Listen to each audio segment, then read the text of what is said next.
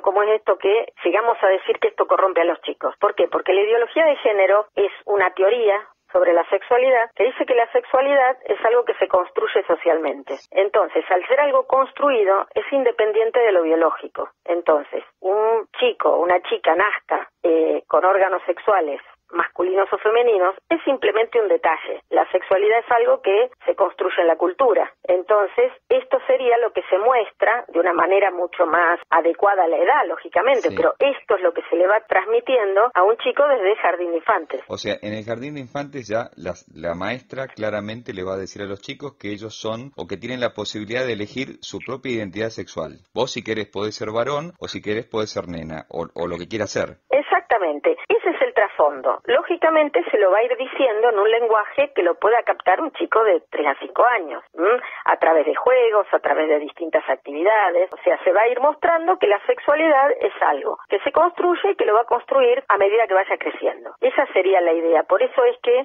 a nosotros nos parece que es un atropello a la identidad propia de los niños. Ahora, los padres, de acuerdo a este proyecto de ley que acaba de tener dictamen en la Cámara de Diputados, los padres no van a tener posibilidad de negarse a que los chicos reciban esa educación. Claro, esa es la otra cuestión. Lo que se hizo en un primer momento fue una especie de, nosotros podríamos decir, de adoctrinamiento en toda esta teoría de género. El tema es que en algunos lugares se percataron de esta ideologización y no lo quisieron llevar adelante. Por eso la implementación de la ley fue bastante despareja. Claro. Estamos hablando de instituciones generalmente, o de escuelas generalmente privadas, que adaptaron los contenidos a su propio ideario. Por lo menos esa es la ventana que deja abierta esta ley del año 2006, que usted señalaba. Claro. Que les ofrece, por ejemplo, a escuelas católicas o evangélicas, a aplicar a su manera los contenidos de la ley, ¿no? Eso es. Claro, exactamente, porque el artículo 5 de la ley dice que puede adaptarse, estos contenidos se pueden adaptar de acuerdo a las convicciones de los miembros de la comunidad educativa. Sí, eso es la ley que está vigente, pero el proyecto es la ley vigente, no. Claro, es la ley vigente. Como esto, en algunas escuelas lo empezaron a realizar actividades que tenían que ver con educación sexual, pero lo fueron adaptando. ¿Qué es lo que sucede ahora? Que justamente, como es algo ideológico, cuando una persona no se quiere alinear al esquema de adoctrinamiento, tiene que venir el control. Entonces, por eso es que ahora se dice que no se aplicó y que se necesitan mecanismos de control para que se aplique. Y entonces ahí estarían sacando lo que tiene que ver en este dictamen que se logró.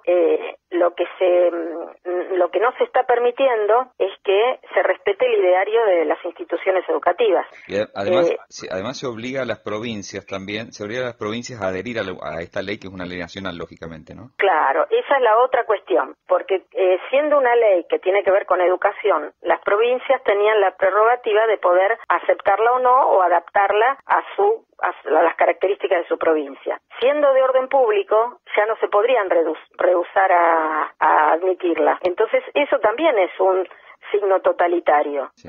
Es como que se avasallan las libertades institucionales, las libertades de lo federal también.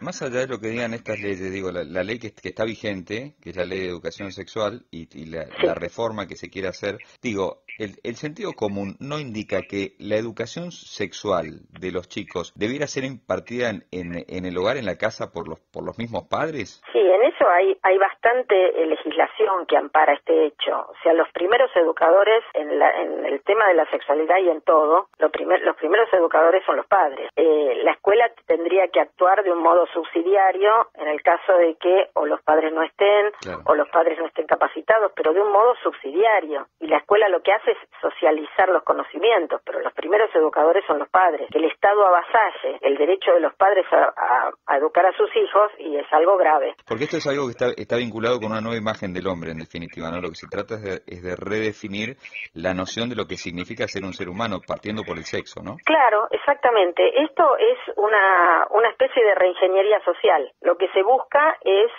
deconstruir, es la palabra que se utiliza, deconstruir lo que a uno le parece natural, queriendo queriendo decirle que eso que considera natural es algo que fue impuesto por la sociedad y que uno lo percibe de esa manera simplemente porque se lo enseñaron así. Entonces, justamente, esto en el fondo es lo que encuadra dentro de lo que se llama el marxismo cultural, ¿no? Donde se considera que, esto ya lo había dicho Engels, se considera que la lucha de clases no se va a poder dar hasta que no se rompa la verdadera lucha de clase que hay entre el varón y la mujer en el matrimonio heterosexual. La familia heterosexual y monogámica es, por decir así, la cuna de la discriminación, donde está el patriarca, el patriarcado, representado en el varón, sojuzgando a la mujer en inferioridad. Entonces, eso sería como la cuna donde después se puede replicar en la sociedad la lucha de clases. Entonces, lo que hay que atacar primero es esta heterosexualidad obligatoria, que muchas veces la escuchamos de la que se habla en marchas, o uno lo ve en pintadas, donde se dice va a caer el patriarcado, no nos tienen que obligar a una heterosexualidad obligatoria. Todo esto que uno a veces lo escucha o lo ve en pintadas y no entiende mucho qué quiere decir, en el fondo es esto, es el marxismo cultural que fue penetrando ideológicamente en las distintas capas de la sociedad y de hecho fue cambiando la cosmovisión o la forma de entender la realidad de las personas, ¿no? Porque sabemos que desde el 2006 hasta ahora hubo muchos cambios sociales. Esta visión ideológica es tan contraria a lo que ocurre naturalmente entre las personas, digo, porque es imposible que un clima cultural pueda imponer durante toda la historia